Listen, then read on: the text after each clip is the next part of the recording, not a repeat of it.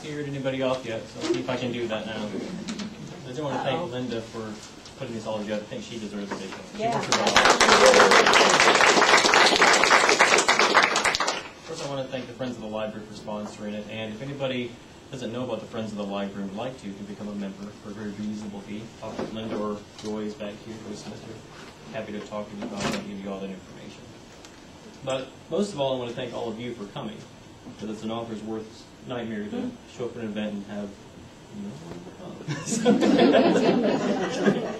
So anyway, an author once told me about the time she actually scheduled a book signing for at a bookstore. I think it was about 60 miles from her home. And of course, the night of the event, it was stormy and inclement weather, blowing winds, pelting rain.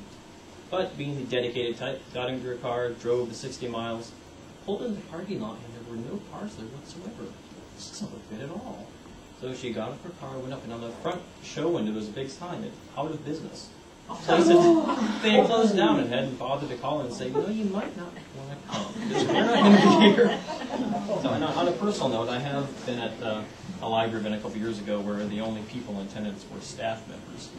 And that's awkward when the manager has to go out and haul his own staff. Okay, we got to make this guy feel a little better. So it's reassuring to see all of you here. And although I do have a group of great fellow authors, and I know you're all here to see them, but I'm going to pretend you're all here to see me. So that's all right.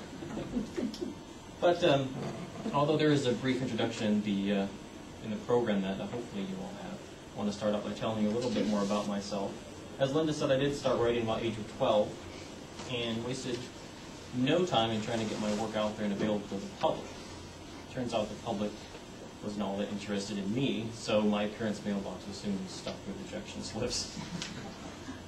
In high school, I did become editor of the newsletter, practiced my writing there. But my first success came at 16 when I entered the National Essay Contest sponsored by the Plymouth Rock Foundation and did win second place in that. So it actually kept me going for a little while.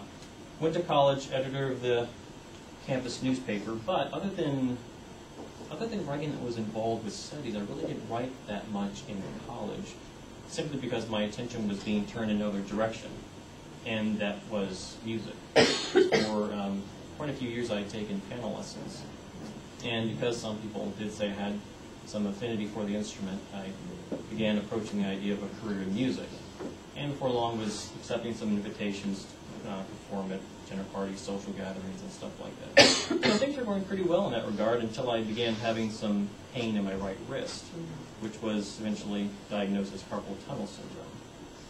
So I had surgery for that, and although that did return a lot of mobility to my wrist, it became clear that I didn't have the stamina in that wrist to keep up the grueling practice schedule necessary to actually have a successful career in music. So I turned back to writing. And after a lot of trial and error, which I won't really go into because Marianne and Deb talked about it, although I will say that I did end up doing Marianne mentioned, just going directly to the editors themselves. I didn't ever use an agent. But I did eventually get a manuscript accepted by a publisher. And a few months later, they sent me the cover art and interior of the book. And this is where Deb's thing about not really liking her cover really stuck out to me, because I had the exact same experience. I hated the cover. I hated the interior. The only thing I liked was the story. So I contacted them and said, can you do anything about this? Can we change the cover? Can we change the interior? And they worked with a couple of changes, but eventually they said, sorry, it's going out like this. And as an author, I found that a little offensive, to be honest with you, because even traditional publishers, even the bigger ones, expect authors to be deeply involved with the promotion of their own work, especially these days with budgets and publishers being cut left and right. And it's really tough to get excited and out there and promote something you can't truly believe in because it doesn't look the way you wanted it to look.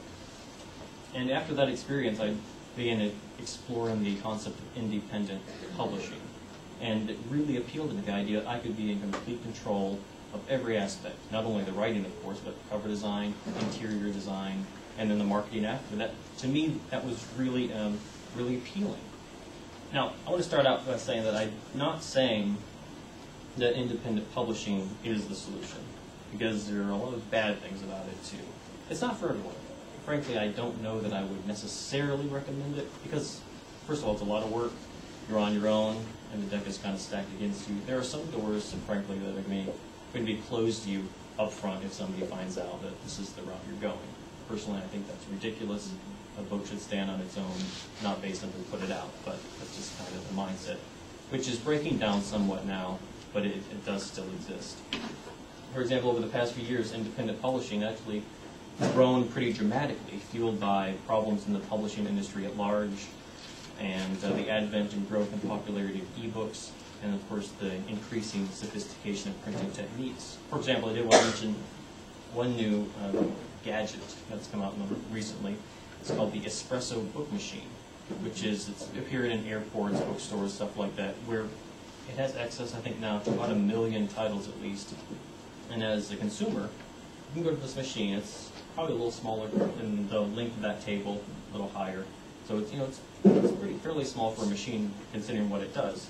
You find the title you want, you pay your money, which is about the same as what you pay for a book off the shelf, and it prints that book for you on the spot, spits it out like a vending machine. You take your book and you're on the way. No more going into bookstores saying, I'm sorry, we're out of stock of that, or we don't carry that anymore. A book doesn't go out of print if somebody's willing to put some work into it. So, self-publishing can be done with pride, I believe. I just caution everybody to know what you're getting into before you go ahead and take that route. But one of the most frequent writing questions I get asked is, where do you get your ideas? Now, I don't know if I should actually share this little strategy, but I actually buy all my ideas in bulk from eBay. No, I'm just kidding. No, seriously, I actually steal them from other writers. No, I'm just kidding. I don't do that. No. What I actually do is come up with them on my own. Now, that's not actually as difficult as it sounds if you learn a little strategy, which is just to learn to think like a writer. That's the biggest thing. Approach every situation in your life with the idea of, is this a plot device? Or, view people as for possible character traits. And if you're sneaky about it, they won't notice that you stole them. But to train your mind to think like a writer is the key way to make sure that you don't run out of ideas. Read newspapers, books, magazines with a thought of, what if something else had happened? What if so-and-so had said or done something different? If you can train yourself to think this way, you won't have to work so hard for ideas and actually start coming to you instead. Also, I believe it's important for writers to write on a regular basis. Now, if you're writing for fun or for a hobby, then, fine, write whenever you want. But if you're planning to take your work somewhere, you need to set up some sort of consistent schedule for yourself. Not necessarily every day, but something you can hold yourself accountable. For myself, for example, when I'm working on a project, I usually have a daily word goal, usually around 1,000 words that I try to meet. Now, I don't always meet that goal, but it's important to me to have that in front of me, and a lot of times I'll use a calendar and check off the days when I met that goal. If I didn't, I write the words that I wrote, and by the end of the week, try and make up those words. It's just a way to hold yourself accountable, because with writing, it's kind of a lonely business. Nobody's standing over your shoulder. It's up to you to get the work done. But, simply put, the most important thing that a writer can do, besides write, of course, is to read. And I think that's fitting considering we're in a library now. But for the writers in the audience, there's your basic rule. Read, write, and repeat. You read to learn how to write. You write to put what you've learned into practice, and then you do it all over again. Now, it can take a long time for all this work to really show up in your writing. But, as I personally believe, as long as you're enjoying the journey, it doesn't really matter how long it takes to you.